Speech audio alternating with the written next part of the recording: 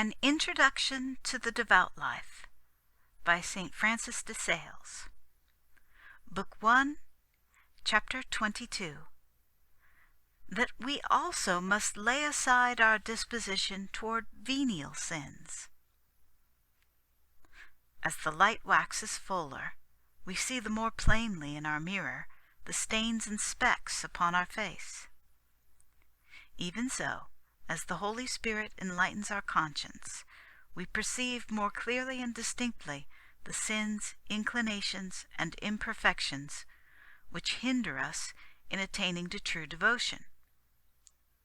The same light which discovers to us these tares and weeds also kindles us with the desire to cleanse and purify our hearts from them. You will discover then, my daughter, that besides mortal sins and their affections, from which you are now purified, there yet linger in your heart various inclinations and dispositions to venial sin. I do not say you will discover venial sins, but that you will find a disposition and inclination toward them, which is a very different thing.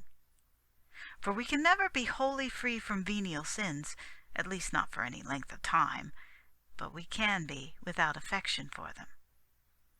There is a wide difference between a chance falsehood concerning some trivial matter, which is the result of carelessness, and taking pleasure in falsehood, or deliberately telling lies.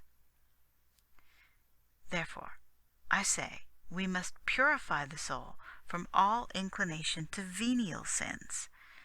That is to say, we must never willingly admit or continue in any kind of venial sin whatever.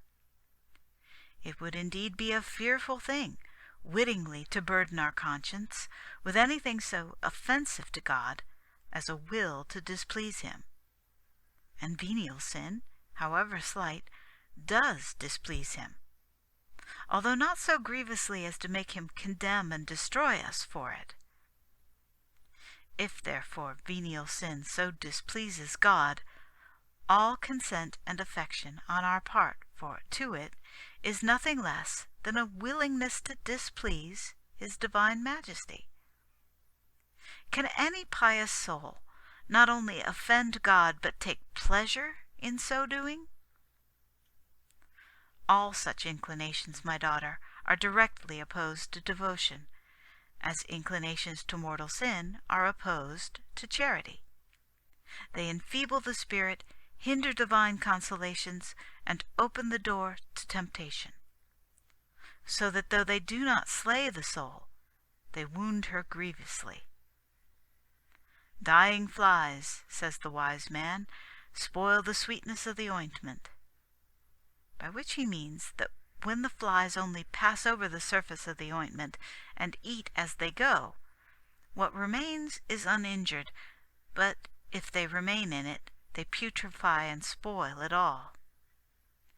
So the venial sins of a devout soul, which find no resting place, do no great injury, but if they are harbored and delighted in, they destroy the sweetness of the ointment, that is, of pure devotion. Spiders cannot kill bees, but they spoil and corrupt their honey, covering the combs with their webs, by which, if they remain, the bees are hindered in their work. So venial sins do not destroy the soul, but they hinder devotion, and so clog the powers of the soul with bad habits and inclinations, that she loses that active charity which is the life-spring of devotion, always supposing that we willingly harbor venial sin in our conscience. Some slight falsehood, some want of self-control in word or action, in dress, in occupation, in amusement. These will leave no lasting evil, if, like spiders' webs, they are banished as soon as perceived from our conscience, just as the bees drive out the intruding spider. But if we permit them to remain, still more if we take any pleasure in them, and suffer them to multiply, soon our honey will be lost, and the hive of our conscience will be soiled and damaged. But I ask again, what sincere soul could ever take delight in offending God, rejoice in displeasing him, and persist in willing what he forbids? Chapter 23. That we must purify ourselves from the taste for useless and dangerous things.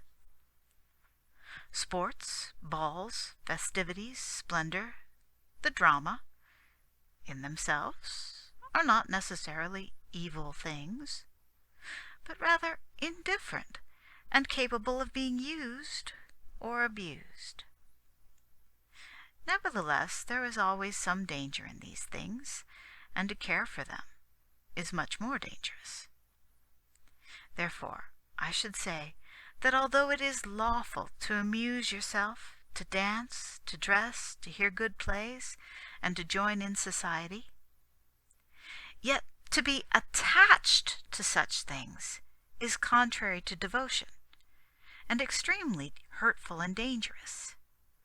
The evil does not lie in doing the thing, but in caring for it.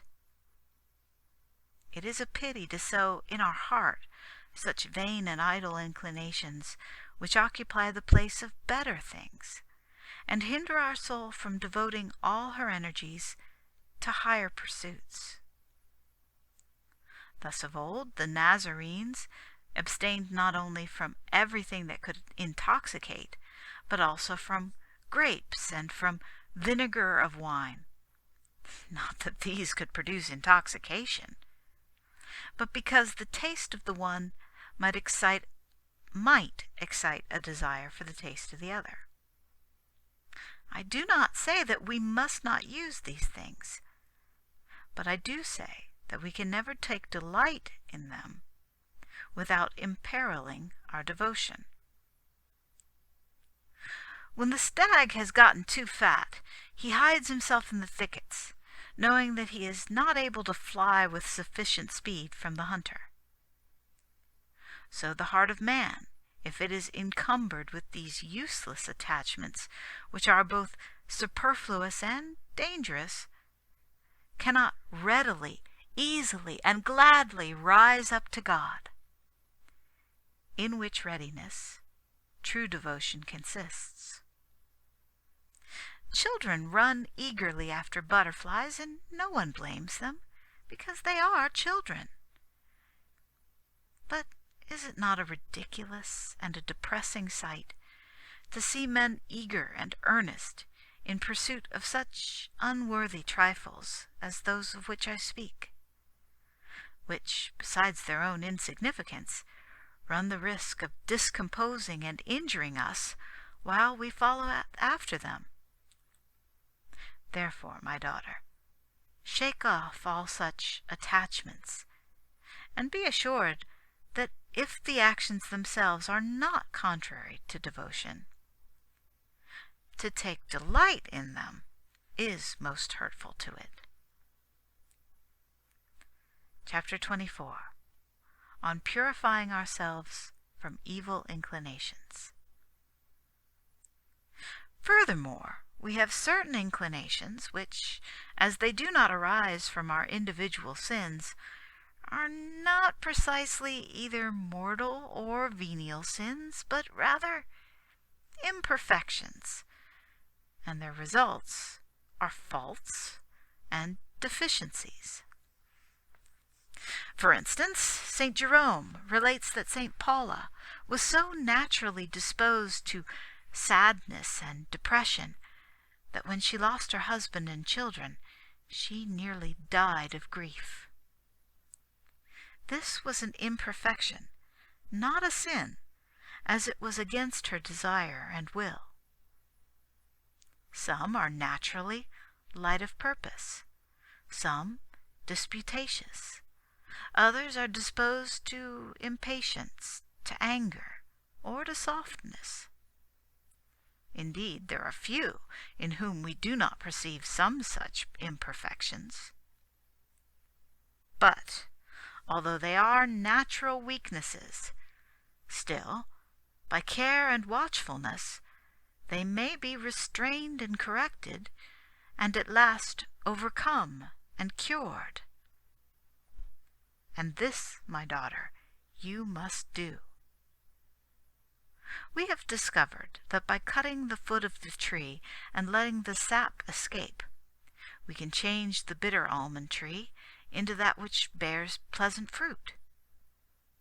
Shall we not also be able to get rid of our perverse inclinations and acquire better ones? There is no disposition so good by nature that it cannot acquire bad habits.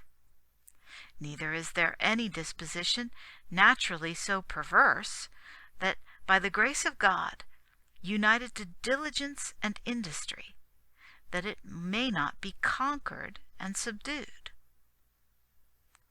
To this end I shall counsel you, and furnish you with exercises, whereby to purify the soul of dangerous inclinations, imperfections, and tendencies to venial sins, and to be more and more strengthened against mortal sins.